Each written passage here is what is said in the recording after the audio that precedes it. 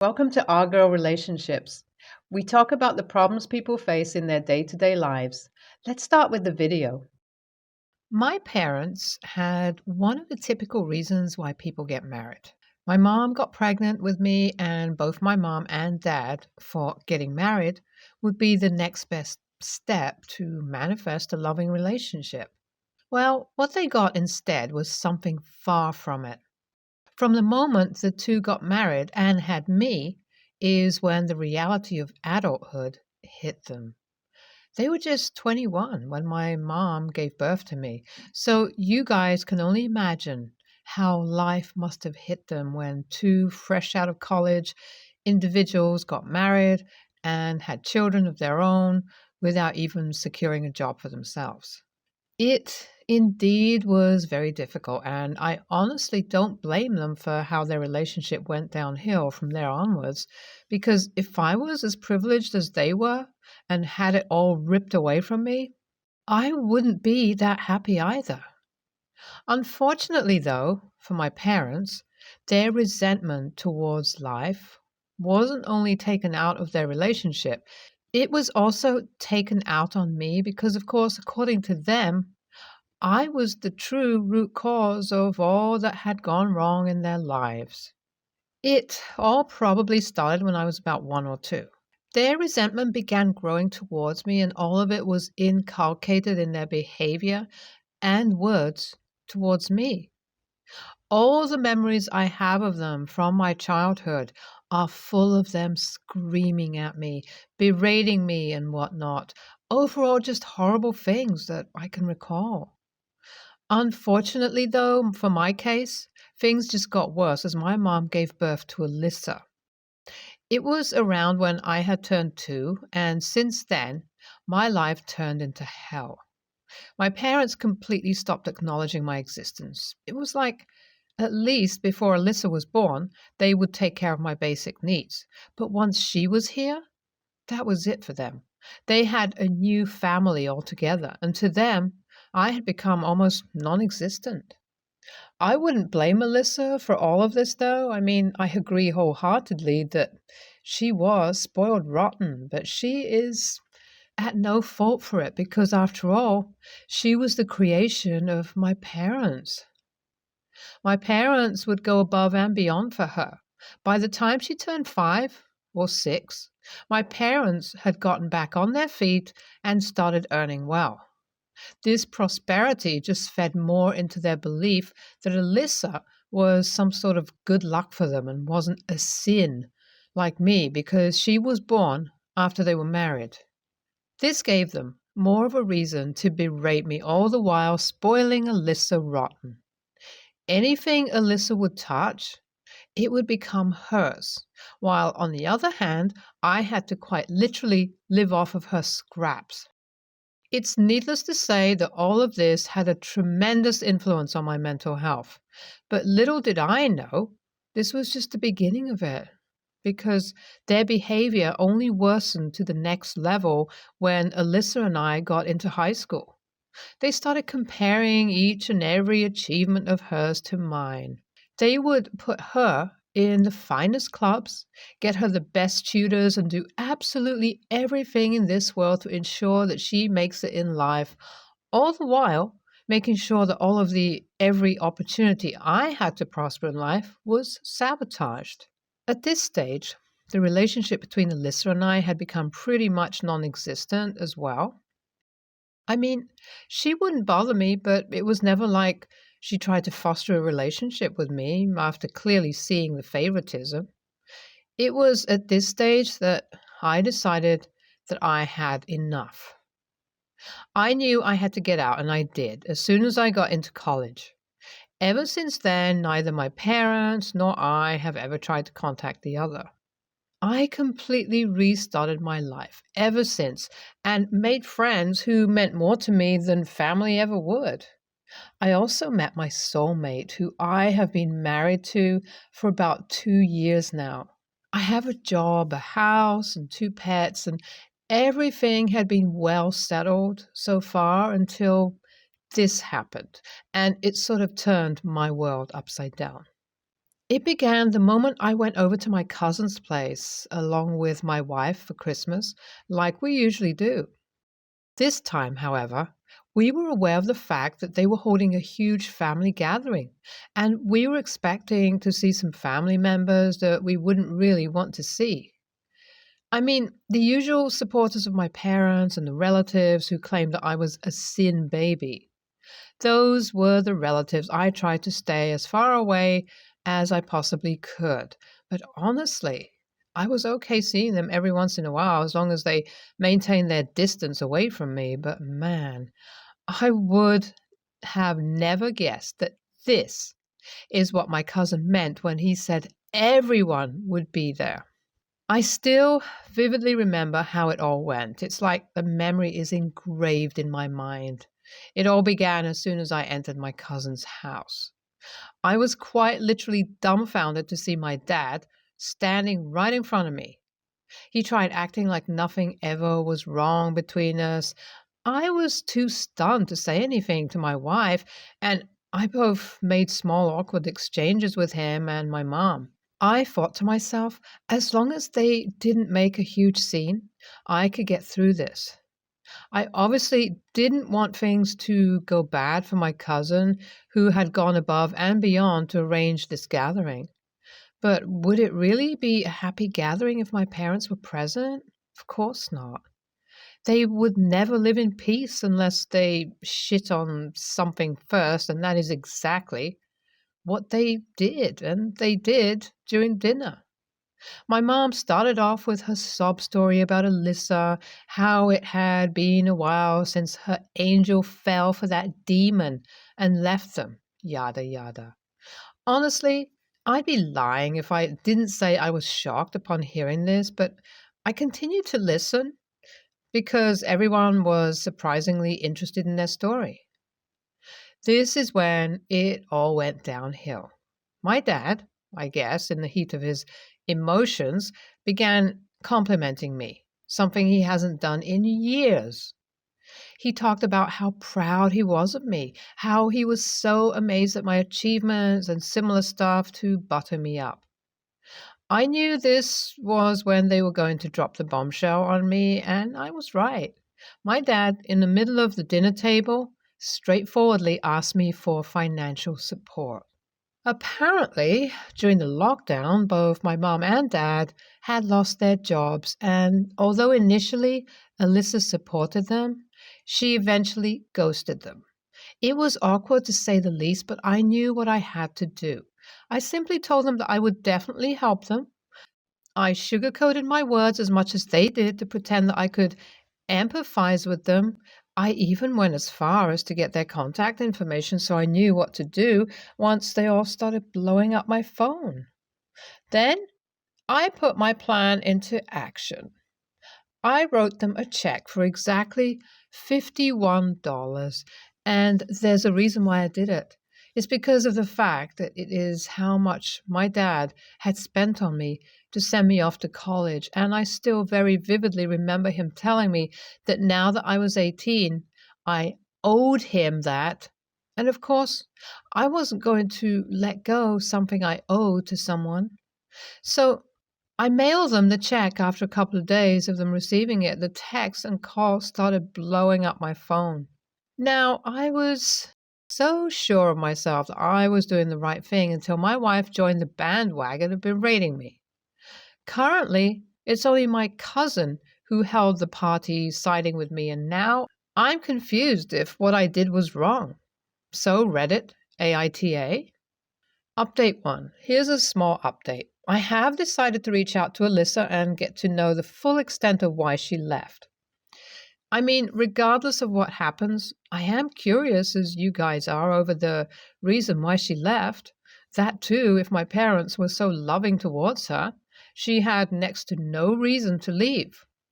Well, I have dropped her a Facebook message an hour ago. I haven't received a response yet, but when I do, I will definitely post an update. Update 2. A lot has happened since I last updated.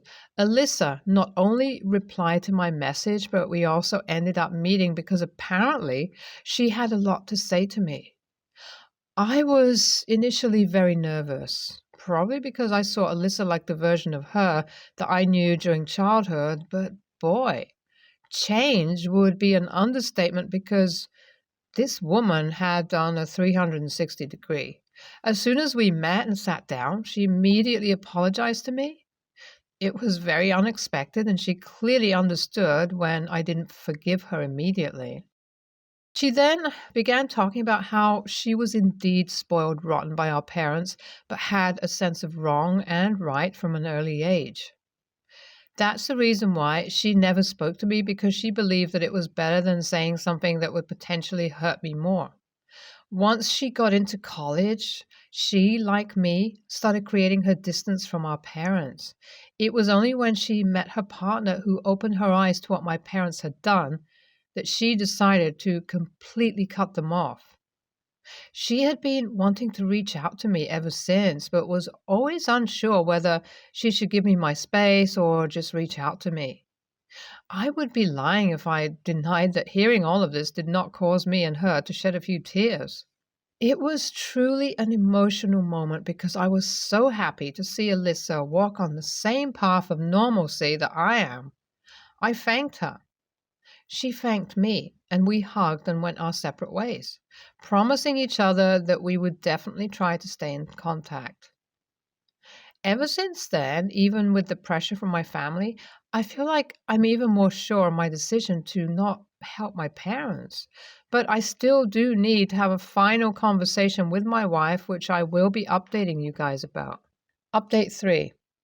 I sat down with my wife today and showed her everything, the post, the conversation between Alyssa and me, and also gently reminded her about the history between my parents and me. I guess that was enough to give her a hit because she immediately apologized to me. She began tearing up and through her tears confessed to me that all of her emotions towards this situation stemmed from the fact that she found out she was pregnant. Yes, you guys read it right. I'm going to become a father, and I haven't been happier than ever.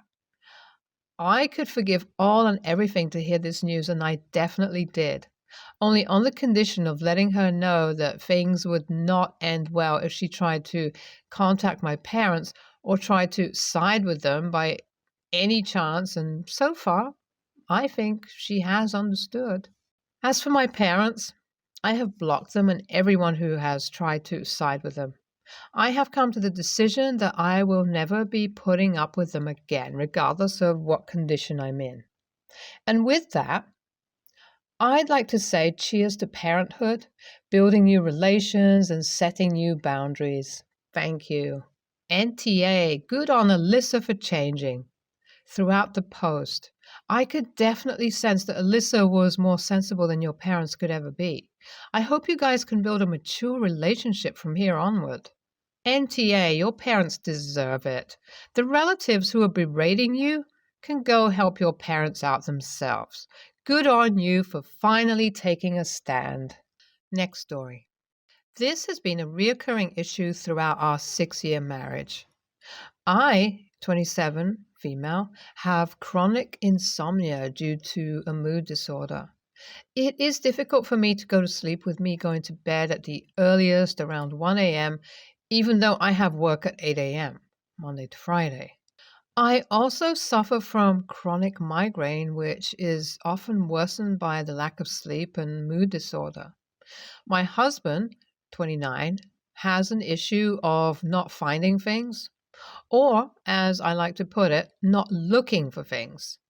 I'm 100% not exaggerating when I say that he'll claim he'll lose something, stare at one single spot for 45 seconds, will not turn his head left or right, will not look up and down, and then claim he cannot find something that he would be able to see if he turned his head half an inch. Again, I am not exaggerating or being hyperbolic when I say this. This morning, we had the same issue we always have. Him very proudly rummaging around and disrupting my sleep. I'd finally gotten to bed around 2 a.m., looking for things that are literally right in front of him. He'd already kept waking me up in the middle of the night, so I barely got more than 3 hours tonight. But he woke me up again to ask where the lint roller was. So I had to get up to find the thing that was exactly where he left it last night. I still have hopefully 2 hours before I leave for work, so I try to go back to sleep, only for him to again try and wake me up to find the moisturizer. I tell him it's on the sink, just for him to claim it's not there. Not only is it the only moisturizer of mine I let him use from time to time, not only is it not under the sink or in the cabinet, but the brand I use is also in a very bright orange container that is unmistakable. At this point, he is still rummaging around loudly and literally full on high pitched whining about how he can't find it and imploring me to get up. I had a migraine that lasted 72 hours from this exact same situation, and that I was finally getting over this morning on Friday, but it was starting to come back, and so I snapped and said, "If you can't find something right in front of you, I can't help you." Which made him whine some more about ruining his first day at his new job. I have divulged to my husband of 6 years about my troubles with sleep, my chronic migraine, about my mood disorder, to the point he's tired of hearing about it. But he's making it seem like I'm not considerate. It'd be one thing if I kept all of my stuff hidden away, but everything is always in very plain view. And I don't mean plain view as in I just know where it is because I put it there, but plain view as in quite literally the only way you would miss it is if you were legally blind. Maybe I'm harsh because I ended up having a migraine again, but this is an issue that has been going on for years. I feel like I'm dealing with a toddler half the time, and it feels like he doesn't want to actually look for it, but gets me to do it instead. Anyways, AITA, NTA. But the real problem is, what are you going to do about it?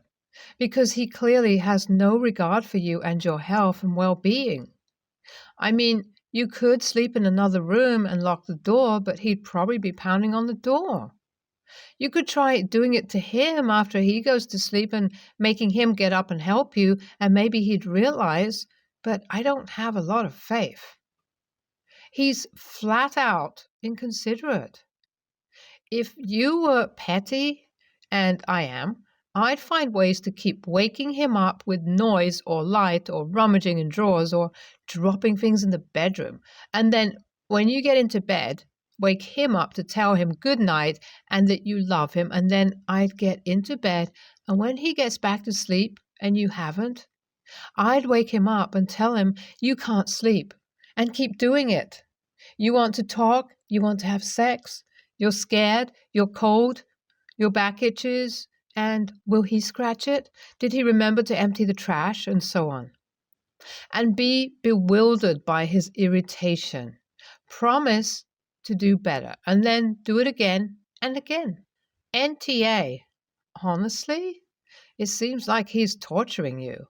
He knows that you will be in agonizing pain for days from lack of sleep, and he wakes you multiple times in a night for trivial things. He is destroying your health. This has to stop. Next story. My husband, 50, and I, 50, female, own a small restaurant. He runs the kitchen and I run the front of the house. I pay all of our household bills with the tips that I make as a waitress. Recently, one of the cooks had to have shoulder surgery and was told he would be off for 16 weeks. I gave up my 15-hour waitress shift to go in the back to cook. I asked that I be paid for those hours as a cook, since he was already paying someone those hours because I could make a lot of money as a waitress, but nothing as a cook. On the day I cook, I would have made $200 as a server. That's $400 in one pay period. and that money is what I use to pay the bills. He says he shouldn't have to pay me as I am part owner, but I say that he would be spending that same amount to pay someone else, and that is what I use to pay our bills. He doesn't pay himself, so every bill is paid by me. Edit. He controls all the finances for the business. Basically, I'm just a server in charge of other servers. He doesn't take pay to save on labor. I cook other days without being paid, but because he took me off the floor to cook for someone he was already paying, I asked to be paid for that one shift only. It's a 15-hour shift that I lost on the floor to cook. Second edit. Hey all, I just got off work and I've been reading all the comments and suggestions. There's so much stuff that I'm truly flabbergasted. I'm going to talk to one of my regulars who is a CPA and have them check things out.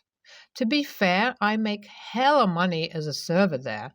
I put 7 out of 8 of our kids through school. They've always been well taken care of, and I really am a good server. I know it seems like a strange hill to die on, but I absolutely think that since he is asking me to work where he was already paying someone else, he should give me their pay. I'm really thinking about showing him this post, and hopefully we will be able to keep moving forward. For those saying that the business is failing, I promise you it's not.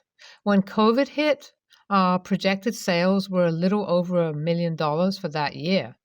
As it stands now, I'm thinking we will hit about 750,000 in sales this year. We regularly update equipment and the tables and chairs, etc., and I can now see where I have been taken advantage of. One cool thing is, since I pay all the bills when we bought the house we live in, it's only in my name. So at least there's that. Thank you so much for all the help. NTA, I'm no expert, but shouldn't you pay yourself for your own time, even in your own business? This setup is all wrong. If the business is doing that badly, maybe it's time to reevaluate what you are doing.